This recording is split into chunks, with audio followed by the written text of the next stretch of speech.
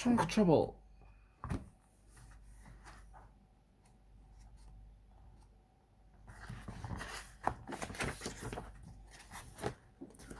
Emma, Ellen, and Eric, Elephant Hand spent nearly all day at the river, splashing and splashing in the cool, clear water and giving each other excellent elephant showers.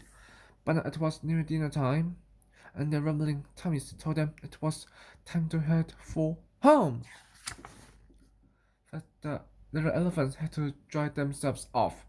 They made their way out to the clearing, and carefully dusted themselves with fine earth and sand. Whoosh, whoosh, puffle, went Ellen with her trunk. Puffle, puffle, whoosh, went Emma with her trunk. Both sisters had long, graceful trunks, and they were very proud of them. Whoosh, puffle, whoosh, puff, went Eric, when his sisters' backs were turned. Cough, cough, achoo! Went Emma and Ellen. Hey! Cut it out! They shouted. Eric just giggled. He loved annoying his sisters. I race you home, Eric called when they were all dry. Last one back is an elephant egg, and he loped back into the jungle. And Emma ran after him.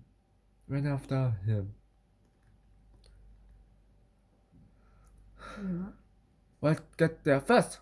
Where beat you? They cried, going as quickly as they could.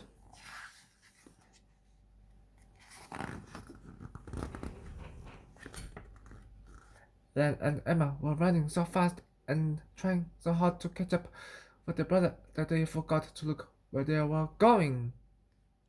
All at once, Emma's feet got caught in a leafy, trailing vine, and she stumbled and lost her balance. Oh, ooh! She cried as she slipped and staggered and started to fall. Grab my trunk, Ellen cried, reaching out to her sister. But Emma grabbed her sister's trunk so hard that she pulled Ellen down with her. As the two elephants struggled to straighten up, the trunks got twisted together in a great big tangle. Help! They cried. Eric. Help!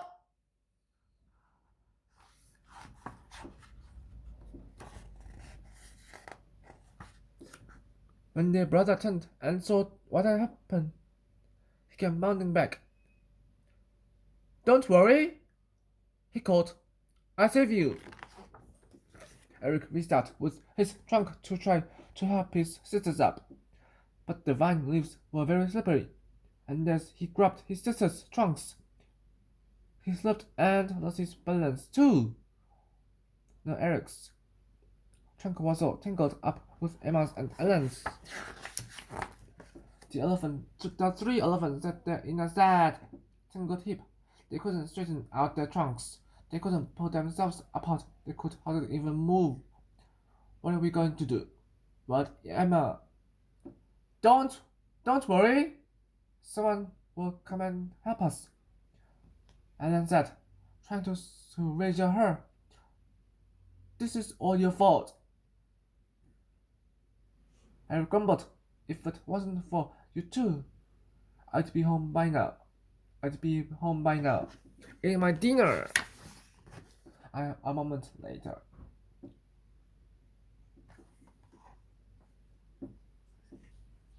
Seymour. Snake came slithering by. Greetings, he hissed, looking curiously at the heap of elephants. Is this an interesting new game?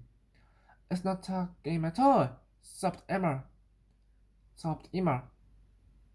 We're all tangled together and we can get up. Can you help us? Seymour! Why, I'll certainly do my best, said Seymour. Let's see if I can untwist you. He wriggled in amongst the tangle of trunks to see what he could do.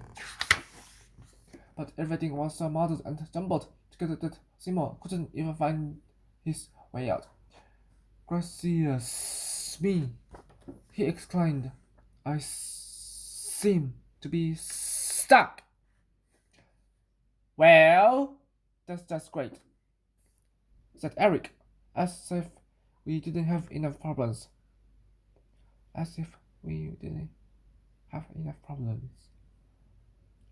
Now we have a snake to worry about too. Now we have a snake to worry about too. I suggest you start thinking about a solution to this hist.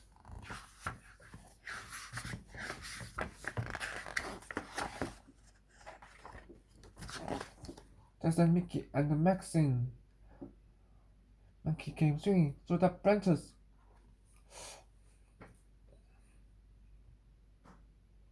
Hey! You guys! You shouted. They shouted. They weren't very far away. Mickey and Maxine always shouted.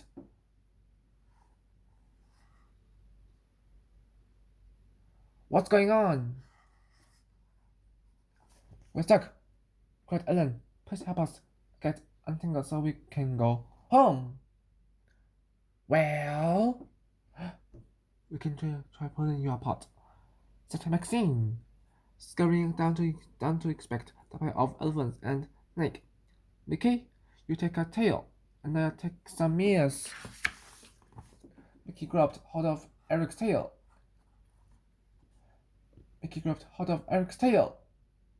And Maxine gripped Emma's ears. Then they both pulled. Ouch! Cried Eric. Ouch! Ouch! Ouch! Bellowed Emma. I'm being squeezed. With this. His symbol in alarm. Mickey and Maxine gave up. Pulling clear wasn't going to work. Suddenly, there was a flapping up above as Portia, Parrot, and her daughter, Penelope, landed in a tree. They had something in their beaks, and as everyone looked up, they let go. A large cloud of dry, dusty, then the earth drifted down. Cough, cough, chew. Chew, sputtered Mickey and Maxine.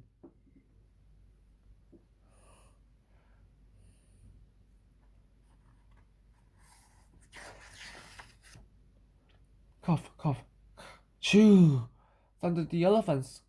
For a moment, they didn't know what had happened. Then they realized they had sneezed themselves apart. Thank you, cried the elephants. Thank you so much, exclaimed Seymour. It was Penelope's idea, said Portia. Everyone's invited to our house for dinner, said Eric. Hooray! Cried the others. With their trunks held high, the elephants led away back to the house, walking calm and slow, and very, very carefully.